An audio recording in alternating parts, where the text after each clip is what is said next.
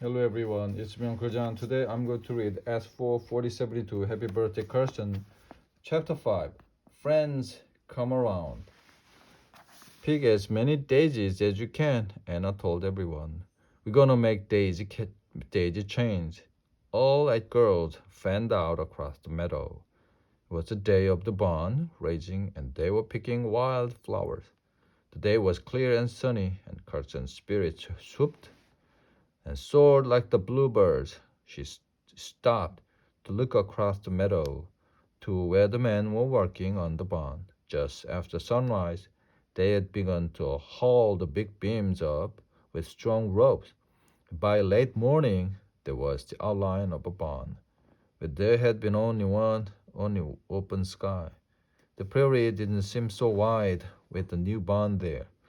Carson hoped Missy had kept the kittens out of the way of the workers. Later, she had looked for the kittens. Now she buried her nose in the sweet-smelling bouquet she held.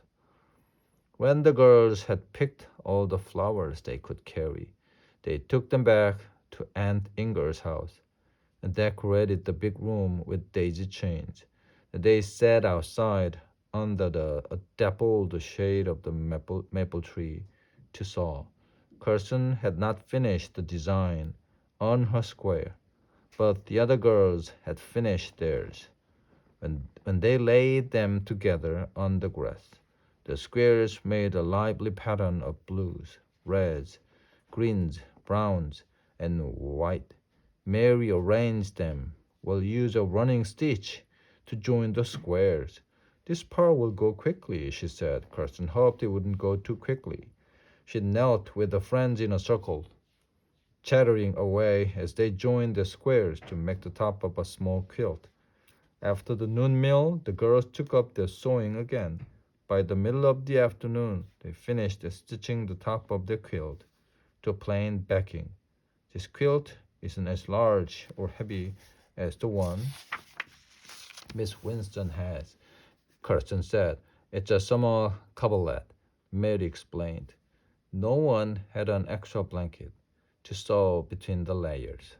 I'm sure Miss Winston will like it though, Kirsten added. Anna giggled and hid her smile behind her hand. Anyway, I think it's lovely, Kirsten went on. Now that she was with her friends again, she felt more strongly how much she had missed them. Mary was folding up the quilt when Aunt Inger called from the doorway. Aren't you girls ready for some sweets? Everyone shouted yes at the same time and ran into the house. Let me get Mama, Kirsten said. But Mama was already coming from the kitchen, carrying a heart-shaped cake. Kirsten caught her breath with pleasure. Miss Winston clapped her hands and pretended to be stern. Everyone must sit in a circle, she said. Happy birthday, Kirsten, Lisbeth said. She placed the wreath of flowers on Kirsten's head. The blossoms tickled Kirsten's ears through her long hair. Thank you, Lisbeth, she said. You look beautiful, Anna sighed. Now the cake, Mama called. When everyone was munching, Aunt Inger said, I have something for your birthday, Kirsten. She gave Kirsten a small package. New hair ribbons. Pink is my favorite color. Thank you, Aunt Inger. Now Mama stepped forward. Now I made you something pretty for dress up. She handed Kirsten a white apron with fancy trim around the edges. Oh, Mama, it's lovely, Kirsten said. But when did you have time to make this? Miss Winston leaned close and whispered, where there is a will, there is always a way. I could wear this tonight at the barn raising. Dance. Good night. You may wear it and the hair ribbons. Mama smiled. As Aunt Inger spooned strawberries into bowls and covered them with fresh cream, Mary stood up, brushed crumbs off her skirt, and straightened her shoulders importantly. Now we have something to give to Kirsten. She crossed the room, picked up the little quilt they had just finished sewing, and proudly handed it to Kirsten. Happy birthday, Kirsten. From all of us, she said. Kirsten blinked. Oh, thank you. But why are you giving this to me? It was for Miss Winston, she added in a whisper. I told the girls that one kilt is enough for anyone, Miss Winston said with a smile. And we are giving this one to you because you missed out on the fun of making it. Lisbeth explained. We want you to know we didn't forget you, even when you weren't with us. And I took a corner of the quilt and spread it on the table. See these plain squares? We put the plain ones in so we could write our names on them. Then it'll be a friendship quilt, just like Winston's. Miss Winston took a quilt pen and an ink pot from a school bag. You must use your best handwriting, she directed the girls. I don't want to see a single ink spot or smudge on the quilt.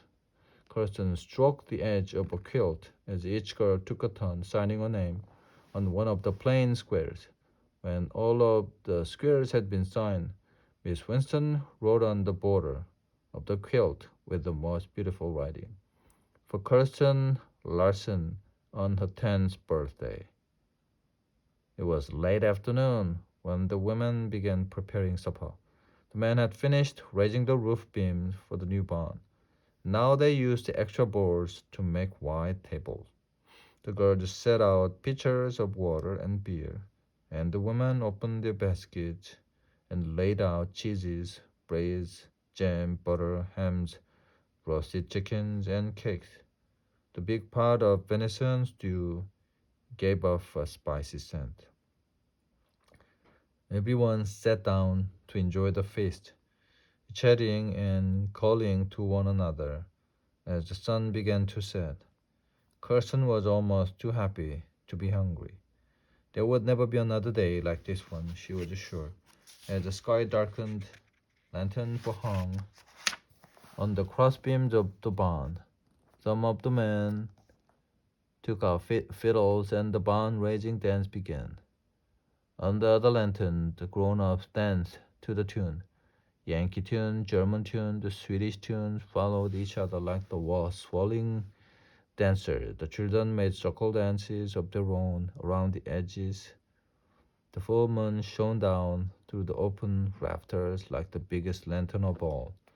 Kirsten was just skipping with Anna when she felt Papa's hand on her shoulder. Come on, 10-year-old, Papa said in his deep voice.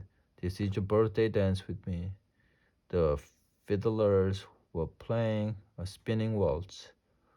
Papa clasped Kirsten firmly around the waist. She hung on to his shoulders. They joined the grown-ups in the center of the new barn. Kirsten smelled Papa's good clean sweat and the smell of new wood. Sometimes her feet left the floor when Papa swung her round, and the faces of the other dancers spun by like a moving daisy chain. But Papa guided her and kept her steady. When the waltz was over, Kirsten was just so excited she felt dizzy. Maybe she had just whirled around too many times. She left Papa and the crowd and went to rest on the back of one of the wagons. As she sat quietly in the moonlight, she saw Missy moving her kittens into the new barn. One by one, Missy lifted the kittens between the posts and into a dark corner. Kirsten counted 4 kittens. Where was the 5th one? Where was the little gray kitten? Kirsten jumped up and went to look for it in the pile of straw, where she had seen them all before. She got down on her hands and knees and searched. Then she heard a tiny mew. There was the gray kitten. But Missy didn't seem to be coming back. Maybe she had given up on this kitten. Kirsten took the kitten into her hand. She cupped it against her cheek and then snuggled it into the deep pocket of her new apron. She could feed it cow's milk, and it grow strong. She would care for it, and it would live. As Kirsten walked back to the new barn, the crowd began coming out. The men hitched the horses to the wagon. The women gathered up the baskets and sleepy children. Again and again, Papa and Uncle Olaf thanked their neighbors. The women and girls hugged, then waved. Goodbye, goodbye, good night, echoed across the dark fields as the wagons pulled away. Kirsten headed up to their cabin. When she opened the door, there was Mama, rocking the new baby in her cradle. Aren't you weary, Kirsten?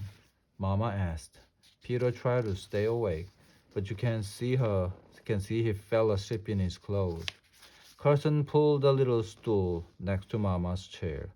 She liked the steady creak the rocking cradle made. She took the kitten out of a pocket and showed it to Mama. Missy left this one behind. I'm gonna feed it. When it wakes up, dip the corner of a hanky into milk and let it suck, Mama suggested. Tomorrow we'll see if Missy wants her little one back. It was good to be in the quiet cabin with Mama, but Kirsten was much too excited to be able to sleep yet. She put the kitten in her lap and laid a friendship quilt over her knees and tucked it close. After a moment, the kitten began to purr. Kirsten picked up the quilt square she hadn't been able to finish and started to sew her design again. What will you do with that square? Mama asked in a sleepy voice. Kirsten thought a moment. I think I'll begin a quilt for our baby. It'll take a long time to make, but that doesn't matter. I should have it finished before the weather gets cold again. What a special gift that'll be, Mama said. Kirsten smiled at Mama. Remember you told me how glad you were to have a daughter? Is it better to have two daughters? Mama leaned to kiss Kirsten's cheek. It's very good to have two daughters, but you are my only Kirsten. Happy birthday, dear. The end.